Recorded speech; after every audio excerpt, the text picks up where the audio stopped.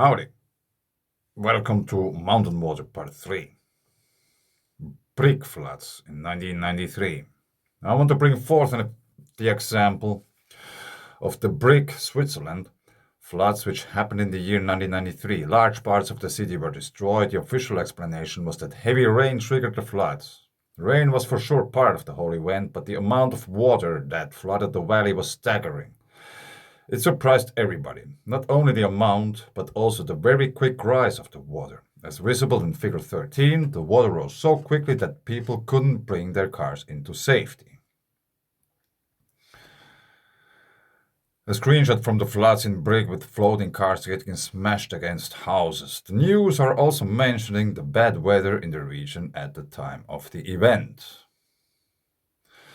Brick is situated in one of those main valleys in the Alps, not too far away from the Alps' biggest glacier, the Aletsch Glacier. In the valley itself flows the Rhone, which discharges into the Mediterranean Sea. Brick also has geothermal activity, which is used for a thermal bath, and a new geothermal plant is planned there too. Furthermore, there is also a mineral water spring. In relatively close proximity to the city, around 10 kilometers, but about 1,800 meters higher, is the Lake Portelsee, a small lake with a crater or caldera lake-like form. From a close inspection of satellite images, it is obvious the edges of the lake contain different layers of sediment. Some seem to be piled up in a manner like you would expect when there is high water and fine-grained sediment involved. It is very well possible this lake had an eruption in recent times, at least once. This lake is the stream Saltina's source. The Saltina was blamed for the floods. The name Saltina comes from the Latin word saltare, to jump, and has records of flooding as early as the 14th century. A huge amount of water poured out of it in a very short amount of time. The water was quite likely perfectly drinkable in quality, and so this possibility should be taken into consideration. This is an assumption based on the absence of news about the water being poisonous, because many of these types of volcanoes which spill out drinkable water, no one expected them of being actual volcanoes.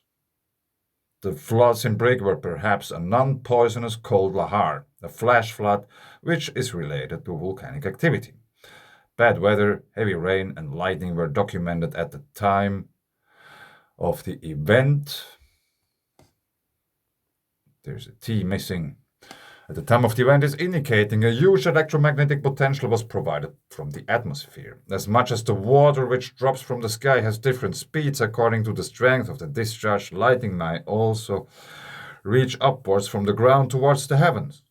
Possibly a weather system with enough electromagnetic potential could trigger an eruption from a sleeping cold water geyser. The following pictures illustrate my explanation.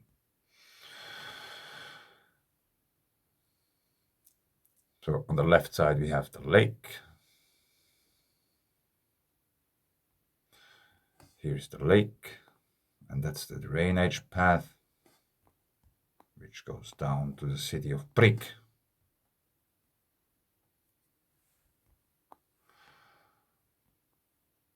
A panoramic view of the side Lake Portel is about 1,780 meters higher than the town Brick, which suffered greatly from the floods. A close-up view of the lake, different colored sediments,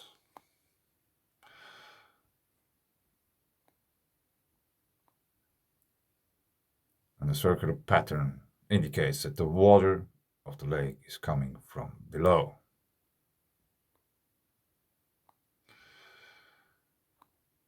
And again, here's the lake, here's the town, and geothermal activity.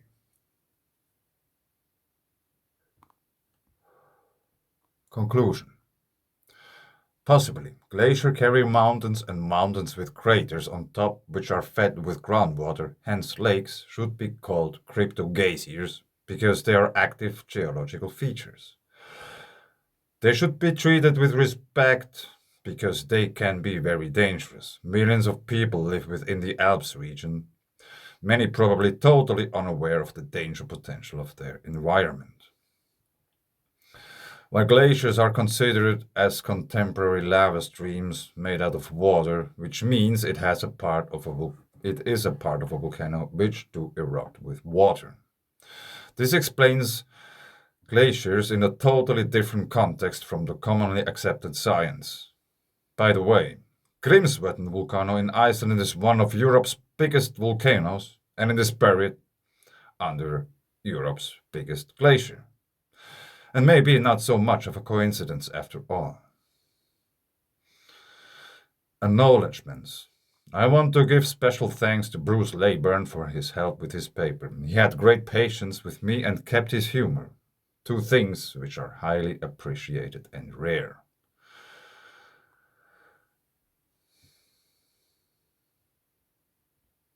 So,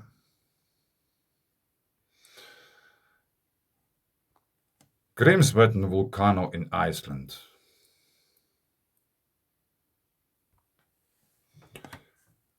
Grímsvötn volcano in Iceland.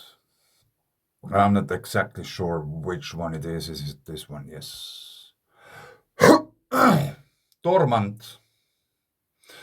Effusive explosive magma water ice reaction. Produces notorious and frequent floods of meltwater bursts from the glacier.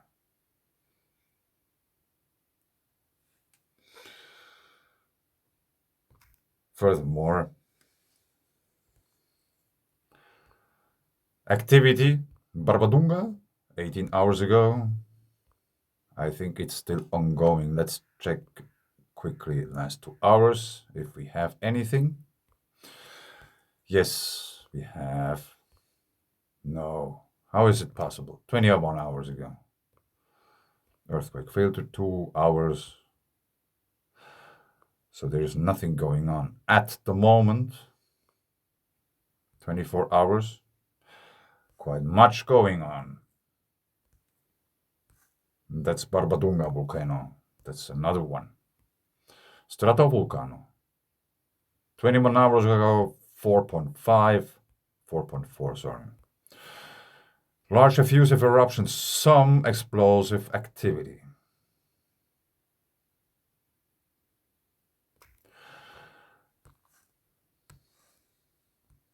So that's a glacier. That's a big glacier.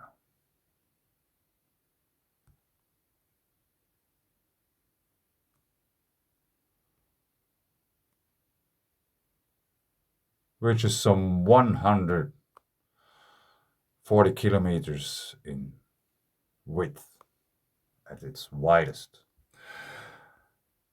But we have also something really interesting going on here in the Baltic Sea. That's a new one. Haven't seen that yesterday. But we have quake activity here. And it seems it comes closer to the shore. We don't have any depth or whatsoever. 1.5, 19. But you somehow could expect that the seafloor looks approximately the same as the landscape in Finland and Sweden and Norway. So there are many craters. Furthermore, we have some activity at Clermont-Ferrand. Boudeton. 7 hours ago. 1.7, but there's a bigger one beside it. 2.2. 5 kilometers in depth. Do we have anything going on in the Alps as well? Where are we? 24 hours earthquake activity in the Alps. Maddalena? Is it Maddalena? No. It is. Monviso, the source of the Po River, or one of the sources of the Po River, which goes all the way here. There are millions of people living there. That's interesting. Deeper one in the Mediterranean, 15 kilometers. So since they are measured from sea level, and this is in the sea, it might be much more shallower compared to the ocean floor. 6 hours ago, 2.4 in Sicily. Also very interesting. Etna is erupting. But I will leave it here. Uh, yeah, there's quite much going on, and I'm very busy. Anything in the north? No. Siberian traps, calm. Yeah, but it is interesting to have earthquake activity in the Baltic Sea. Maybe we have to expect some more of this going on.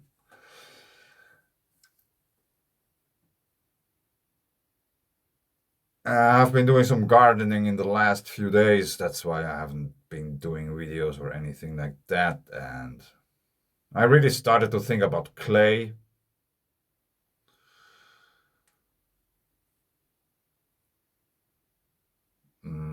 It is really. I didn't have time really to dive into it yet, but somehow I think there's something with clay, which could be something as a surprise for many. But I'm not sure yet. I haven't had yet time to dive into it. But I guess, or it seems to me, that clay might be something like other lavas. It is coming out of the ground, like mud volcano style type of eruptive material, which would make many landscapes very interesting all of a sudden. If it turns out it could be something like that. Because most people think about the volcano. If someone mentions a volcano, they have these pictures of Hawaiian like eruption where you have this red lava pouring into the sea and everything is red and it's lava. That's a volcanic eruption for most people. But I guess there are many other types of eruptions, volcanoes, where you don't have anything glowing, like molten rocks. Many different things, like water. But I will leave it here. Uh, let's see how the if this what I was reading to you gets published once. Hopefully, I think it is important, at least, to give it a chance to think about it. What if every glacier carrying mountain is a volcano?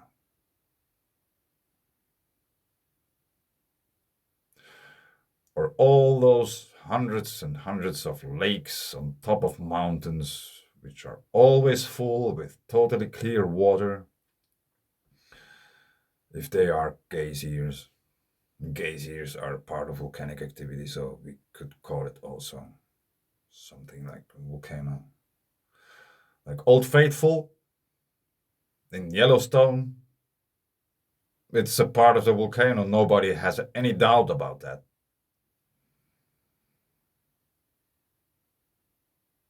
So maybe we just have to start think differently about these kind of things. But I believe it here. Some people have been watching now this first two parts. Let's see. It is not peer reviewed yet. It is gonna be peer reviewed.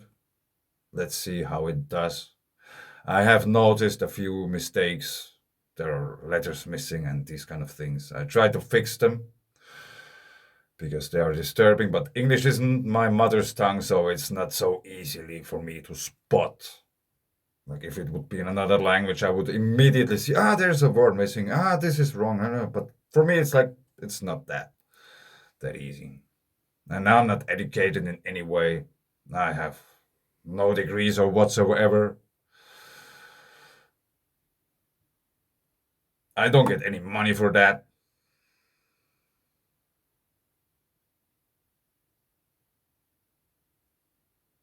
I don't get any money for this. I have spent quite some time with this last paper, but I think it's just so important. Some people, they make their living with doing these kind of things. And I don't know how long I can do these kind of things because difficult situations and stuff. Let's see how things will develop. Thanks.